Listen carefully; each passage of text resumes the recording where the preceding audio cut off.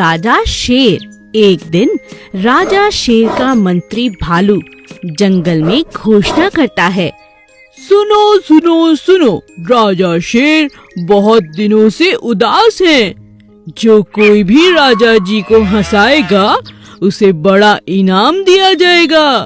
आप सभी का स्वागत है, आइए और हमारे राजा को हंसाइए। ये बात जंगल में आग की तरह फैल गई। जंगल के सभी जानवर राजा को खुश करने के प्रयास करने लगे। सबसे पहले एक हाथी उन्हें खुश करने की कोशिश करता है। हाथी अपनी सूंड से तरह तरह के करतब दिखाता है, लेकिन राजा को हंसी नहीं आती। फिर बंदर की बारी आती है। मैं आपको हंसाने की कोशिश करता हूँ राजा जी। बंदर अपने बहुत अच्छे अच्छे करतब दिखाता है, मगर वह भी हंसाने में नाकामयाब होता है। इसी तरह सभी जानवर कोशिश करते हैं, लेकिन किसी को भी कामयाबी नहीं मिलती। अंत में नन्ही चींटी की बारी आती है। राजा के मंत्री भालू को लगता है किसी को इनाम नहीं मिलेगा। इतनी छोटी सी चींटी हमारे राजा को कहां से हंसाएगी। जब अच्छे अच्छे बड़े बड़े जानवर नहीं हंसा पाए तो ये चींटी क्या हंसाएगी।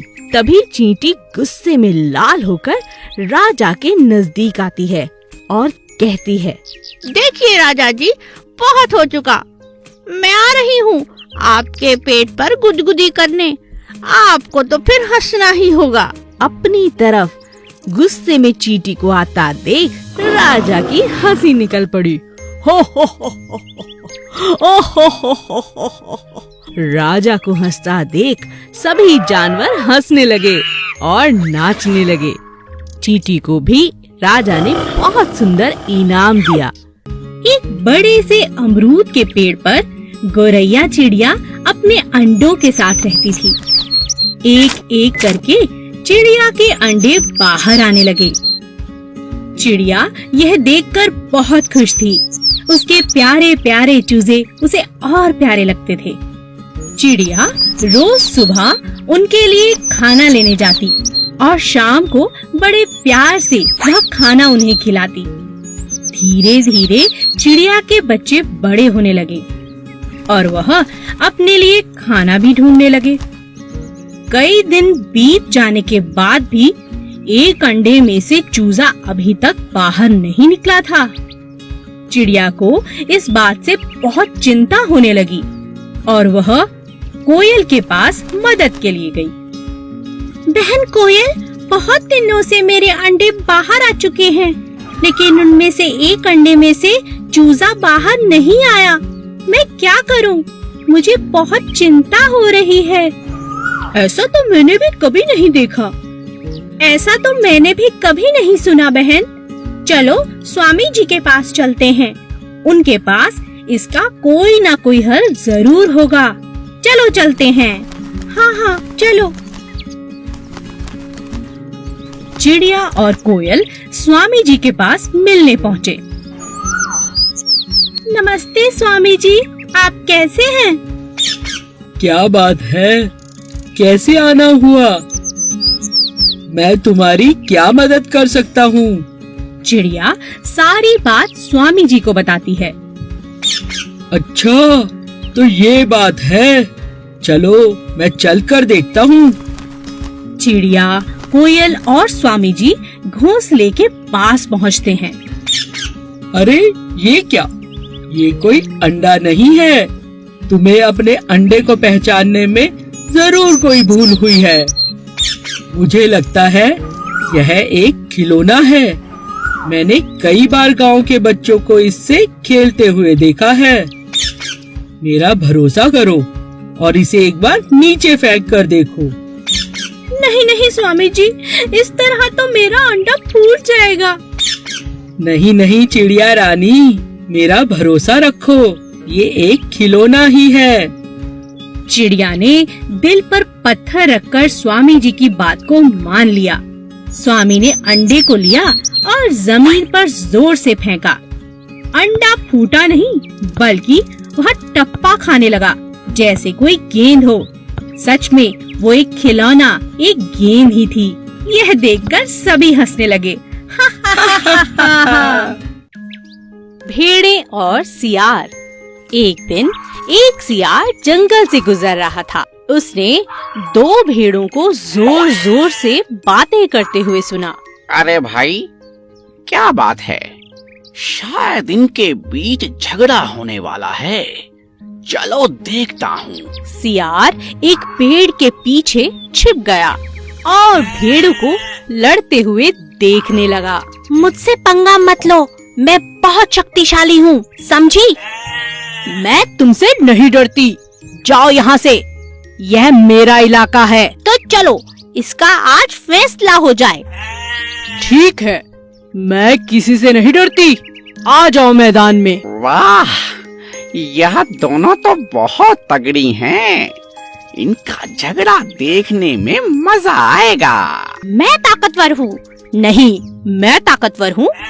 तुम हटो यहाँ से, ये मेरा इलाका है, मैं ताकतवर हूँ। हट जाओ, आज मैं तुम्हें छोड़ूंगी नहीं। दोनों भेड़ों में जबरदस्त झगड़ा होने लगा। दोनों बुरी तरह से घायल हो गईं। उनके शरीर से लगातार खून तक बहने लगा। सियार ने इस बात का फायदा उठाने की सोची। लगता है दोनों लड़ते लड़ते थक चुकी हैं। मैं इन्हें अपना शिकार बना सकता हूँ। दोनों भेड़ों को लड़ता देख सियार लालच में आ चुका था। उन दोनों के बीच पड़कर एक एक कर दोनों को खा जाना चाहता था। सियार ने आओ देखा ना ताओ और भेड़ों पर टूट पड़ा, लेकिन दोनों भेड़ें बहुत ताकतवर थीं। उन्होंने सियार की जमकर धुलाई कर दी। हे भगवान, मैं सोच रहा था कि दोनों को एक एक करके कई दिनों तक खाऊंगा, लेकिन ये तो मेरे ही पीछे पड़ गई। अरे छोड़ दो मुझे, मार ही डालोगी क्या? अरे छोड़ो, अरे दोनों भेड़ें बहुत ताकतवर थीं। उन्होंने सियार की जमकर धुलाई कर दी, जिससे सियार वहीं ढेर हो गया। आलसी गधा। एक नमक का व्यापारी गांव में रहता था। वह नमक की बोरियां शहर जाकर बेचता था। उसके पास एक गधा भी था जो बहुत आलसी था। व्यापारी अपने गधे का बहुत ध्यान रखता था, उसे अच्छा खाना भी देता और बहुत प्यार भी करता। गधा बहुत ही आराम परस्त था। एक दिन जब व्यापारी नमक की बोरियां लेकर शहर जा रहा था, तभी रास्ते में एक नदी आई। व्यापारी अपने गधे के साथ नदी पार करने लगा। तभी अचानक गधे का पैर एक पत्थर से टकराया और वह पानी में गिर पड़ा। बोरियों का सारा नमक भी पानी में गिर गया और धुल गया। अरे मेरी बोरियां इतनी हल्की कैसे हो गई? अरे ये क्या, सारा नमक बर्बाद हो गया। अब तो शहर जाने का कोई फायदा नहीं। अब गांव ही वापस चलते हैं। चलो भाई गधे। अरे वाह, आज का दिन तो बहुत अच्छा है। आज तो काम से भी छुट्टी और बोरियों का भी भार कम। अगले दिन जब दोबारा व्यापारी बोरियां गधे पर लादकर शहर की तरफ चला, तब गधे को काम से बचने का एक उपाय सूझा। क्यों न आज जान पूछकर गिर जाऊं, काम से भी बच जाऊंगा। ऐसा ही कुछ दिन चलता रहा। अब व्यापारी को भी गधे पर शक होने लगा, क्योंकि उसकी बहुत सी बोरियां पानी में घुलकर बर्बाद हो चुकी थी। व्यापारी का बहुत ज्यादा नुकसान हो चुका था।